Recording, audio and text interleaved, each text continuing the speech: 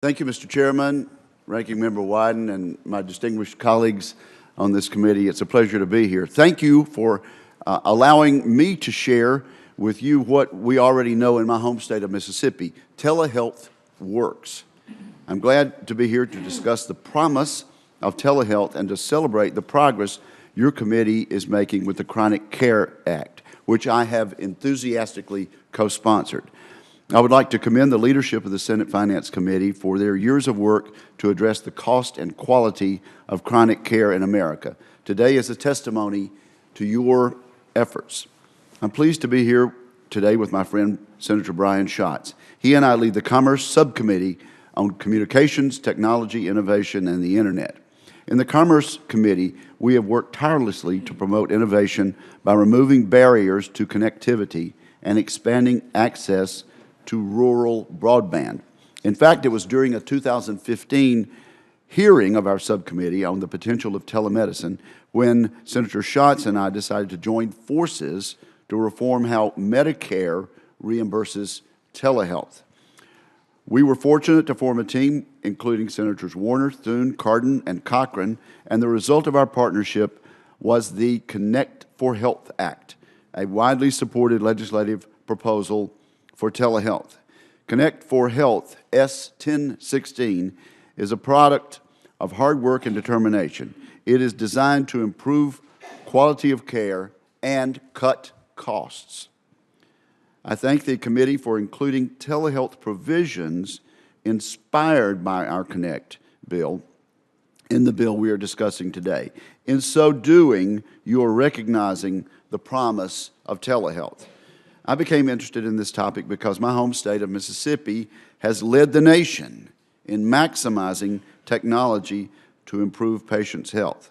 The University of Mississippi Medical Center in Jackson has been a leader in telehealth for over a decade. The team there has managed to increase access to quality care and cut costs by using services like remote patient monitoring and telemergency, reaching some of our state's most rural, vulnerable, and costly patients. Mississippi is a very rural state, and in fact, we have some of the toughest health problems, too. We have the fewest providers per capita and the highest rates of heart disease and type 2 diabetes. These health disparities and barriers to access are what drove University of Mississippi Medical Center to experiment and innovate with telehealth.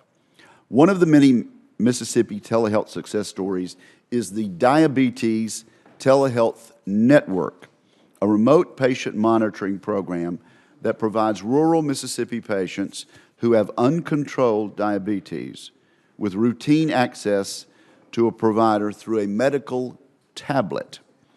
This partnership began following 200 chronically ill patients in the underserved Mississippi Delta.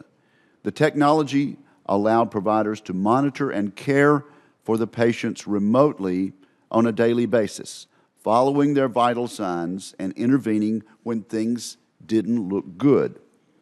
Throughout the course of the first year, 0 of the 100 patients were admitted to the hospital.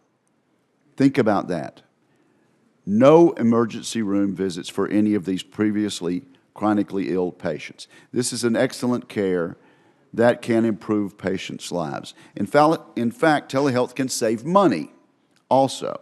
The Mississippi Department of Medicaid found that if this remote monitoring program were extended to just 20% of Mississippi's diabetic Medicaid population, the state would save $189 million per year.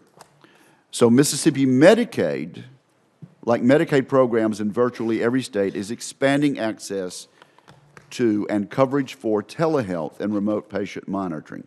However, Medicare is behind the curve, limiting access for millions of seniors. Imagine the incredible impact that this technology could have if Medicare would allow its most vulnerable beneficiaries to use something like remote patient monitoring.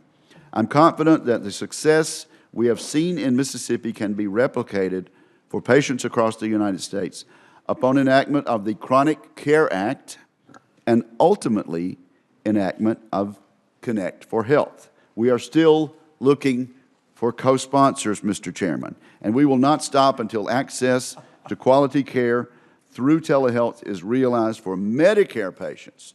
The Chronic Care Act is a step in the right direction.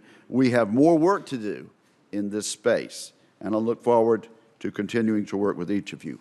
Thank you, sir.